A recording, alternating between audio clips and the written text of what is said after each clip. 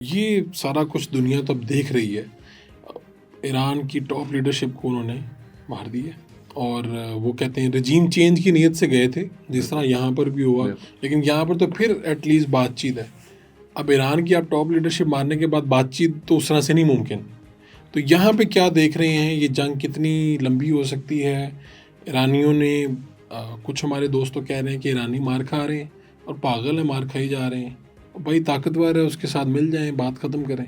آپ کا کیا پورا اس پہ پوائنٹ آف ویو ہے؟ پہلے میرا تو بالکل مختلف پوائنٹ آف ویو ہے, کیونکہ دیکھیں ان کا وہی پلان تھا, ان کا خیال تھا کہ جی علی خامنہ ای کو شہید کریں گے, اس کے بعد جو آزادی پسند ہیں ایران میں وہ ناچے گائیں گے اور وہ کہیں گے جی آئیں جی اسرائیل بھی آئے, امریکہ بھی آئے.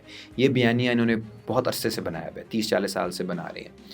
اور کیونکہ ہمارے معاشروں کو سمجھتے نہیں ہیں, ان کو آئیڈیا نہیں کہ ہمارے یہاں جو فریڈم کا کانسیپٹ ہے وہ کمپیٹنگ فریڈمز ہیں. یعنی ایک فریڈم یہ بھی ہے کہ میری ذاتی شخصی آزادی مجھے ملے, لیکن ایک یہ بھی فریڈم ہے کہ ہمیں استعمار سے آزادی ملے, ہمیں جو ایکسٹرنل فورسز ہیں ان سے آزادی ملے. تو وہ آزادی اکثر اوقات بڑی اہمیت کی حامل ہوتی ہے, خصوصی طور پہ جب صہیونی قوتیں آپ کے ملک پہ بمباری کر رہی ہیں تو وہ تو پرائمری ہو جاتی ہے. غزہ میں بھی پرائمری ہوگی, ایران میں بھی پرائمری ہوگی. آپ نے دیکھا ذاتی طور پہ, میں نے بھی جس طرح اس دن جب شہید ہوئے تو بغل عام پاکستانی ہم سب نے جس طرح سے فیل کیا, ایسے نا جیسے ہمارا کوئی لیڈر چلا گیا. تو ایرانی بھی آپ نے دیکھا لوگ نکلے, ہزاروں کی تعداد میں نکلے, اور انہوں نے نعرے جو لگائے وہ بدلے کے لگائے. ٹھیک ہے, انہوں نے کہا بدلہ ہم نے لینا ہے. اس کے بعد بھی پچھلے دنوں بھی میں ریلیاں ہوئی ہیں, روز ہو رہی ہیں. اچھا, میں نے پچھلے دنوں ایک عورت کا انٹرویو دیکھا اپنے 2.5 سال کے بچے کے ساتھ تھی, اور اس نے کہا کہ جی آپ بدلے کے نعرے لگا رہی ہیں, تو یہ بچہ جو ہے اس کا تو اگر آپ کیسے پالیں گی, اور گرم پانی انہوں نے تو کہا ہم سویلین انفراسٹرکچر پہ حملہ کریں گے تو گرم پانی اس کے لیے ختم ہو جائے گا. تو کہتی ہے میرا بچہ جو ہے وہ فلسطینی بچوں سے مختلف تو نہیں, وہ جو نسل کشی برداشت کر رہے ہیں تو یہ بھی ہمت کرے گا, برداشت کر لے گا, کچھ نہیں ہوگا. لیکن اگر آج ہم لوگ پیچھے ہٹ گئے ایسے موقع پہ جب تاریخ نے ہمارے اوپر یہ ذمہ داری دی ہے کہ صرف ہم اپنی لڑائی نہیں, ہم پوری تیسری دنیا کی لڑائی لڑیں, پوری مسلم دنیا کی لڑائی لڑیں, تو پھر ان فرعونوں کے آگے کوئی بھی کھڑا رہنے والا نہیں ہوگا. اور یہ چیز جو ہے یہ بہت اہم چیز ہے کہ جب بھی ایک زوال پذیر, اور میں امریکہ کو ایک زوال پذیر سامراج سمجھتا ہوں, اور اس کی بنیادی وجہ اس کے اندر آپ دیکھ لیں کہ جہاں جہاں وہ گئے ہیں پچھلے 20-25 سالوں میں, عراق, افغانستان, لیبیا, شام, یمن, انہوں نے تباہ کیا ہے, وہ کچھ بنا نہیں سکے. Destruction without reconstruction. ہوتا تو یہ کہ وہاں پہ خوشحالی آ جاتی ان جگہوں بالکل, اور ایک ہی جگہ تباہ ہے, اور IMF جس کے پاس جاتی ہے تباہ کرتی ہے, ورلڈ بینک جس کے پاس جاتی ہے تباہ کرتی ہے. اس کی وجہ یہ اکنامکلی وہ ڈکلائن پہ ہے. سماجی سیاسی طور پہ آپ نے دیکھ لیا ٹرمپ جیسا گدھا جس کو آپ اس کا انٹرویو کریں آپ 5 منٹ میں اسے اڑا دیں, ٹھیک ہے, اس لیول کا وہ آدمی وہ آ گیا. ایک ان کے پاس طاقت ہے, عسکری طاقت, اور وہ بھی اب ایران ان کو بتا رہا ہے کہ اس کی بھی کیا لمیٹیشنز ہیں. ایک زوال پذیر جو امپائر ہوتا ہے جب وہ رخصت کر رہا ہوتا ہے تو وہ بہت تباہی لے کر آتا ہے, اور تاریخ میں کوئی نہ کوئی فورس ہوتی ہے جو اس کے آگے ڈٹ جاتی ہے, اور اس فورس کا نقصان ہوتا ہے, کمزور نظر آ رہی ہوتی ہے. بالکل, اور اس کو قربانی بھی دینی پڑتی ہے. ظاہر ہے یہ جو قربانی آسان تو نہیں ہے تہران میں آج رہنا, بہت ڈسٹرکشن ہو رہی ہے, بہت لوگ مارے جا رہے ہیں, لیکن تاریخ کا جو جدلیاتی عمل ہے وہ آگے بڑھے گا ہی نہیں اگر کوئی ایران جیسا ملک سامنے نہ ہوتا جو کہ بالکل بغیر کسی خوف کے وہ سامنے ڈٹ جائے جس طرح ڈٹ گیا. ابھی انہوں نے اس کے بعد علی لاریجانی کو بھی شہید کیا. اب آپ وہ بھی دیکھیں کس لیول کا آدمی تھا. نہیں, ویسے اس پہ میں تھوڑی سی گفتگو کرنا چاہتا ہوں.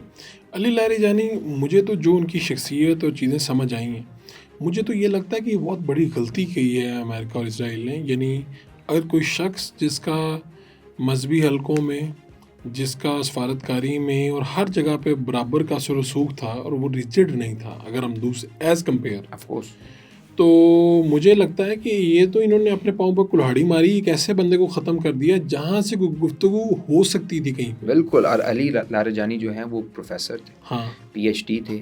ایمینوئل کانٹ جو کہ جرمن فلاسفر ہیں, اور وہ بہت مشکل فلاسفر ہے, اور اس کے اوپر ان کا اپنا کام تھا, اور اس کا بلکہ میں نے ان کا PhD نکالا ہے, میں پڑھوں گا بھی اب.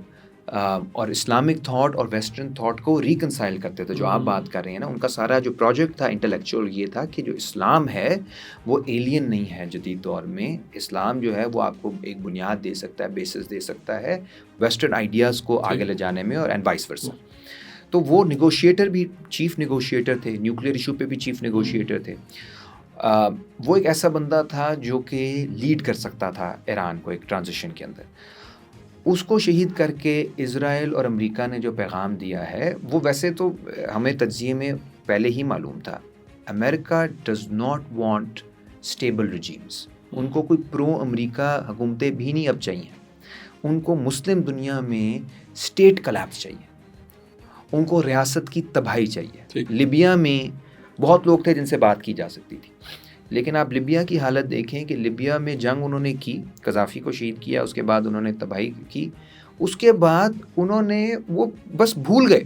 اب آپ دیکھیں کوئی لیبیا کے بارے میں بات کرتا, بات ہی نہیں ہوتی. ایک ٹائم تھا کہ پورا ہلری کلنٹن آ گئی تھی, جی فرنٹ لائن ہے جمہوریت کے لیے اور انسانی حقوق کے لیے, اور یہ ڈکٹیٹر ہے.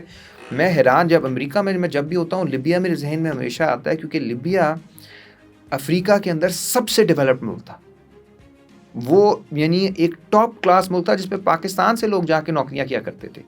اس ملک کو آپ نے اس طرح سے تباہ کیا کہ وہاں پہ آج پورے خطے کی سب سے بڑی سلیو مارکیٹ ہے. وہاں بچیاں جو ہیں, جو ایک زمانے میں یونیورسٹیاں تک مفت پڑھتی تھیں, وہ آج سیکٹری میں ان کو حصہ لینا پڑ رہا ہے, اور پورا جو ریجن ہے اس کے اندر ان کو بیچا جا رہا ہے, اور کوئی احتساب بھی کسی کا نہیں ہوا. اب کوئی بات ہی نہیں, کوئی احتساب, لوگ بھول گئے.